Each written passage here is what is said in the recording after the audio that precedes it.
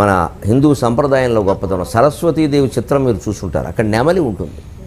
ఎందుకు ఉంటుంది? సరస్వతీదేవి చిత్రంలో నెమలి ఏంటి చెప్పండి? ఎందుకు నెమలి పని ఏంటి?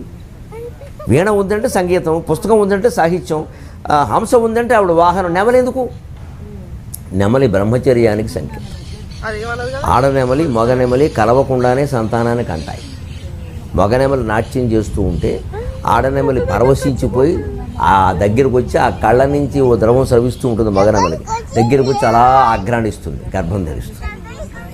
భౌతిక సంపర్కం లేకుండా నెమలి గర్భం ధరిస్తుంది. అందుకని దాన్ని అస్ఖలిత బ్రహ్మచర్యం అంటారు. శ్రీకృష్ణుడు జీవితం అంతా పాటించింది అది. కాబట్టే 16,000 సంవత్సరాలు చేశాడు.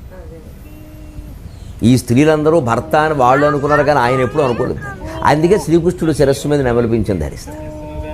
ఏదో బజార్లో దొరికిందని కొనుక్కోలేదు ఆయన. దాని అర్థం అది. మన దేవతల విగ్రహాలు, వాటి తత్వాలు, ఆభరణాలు, ఆయుధాల్లో గొప్ప తత్వం ఉంది.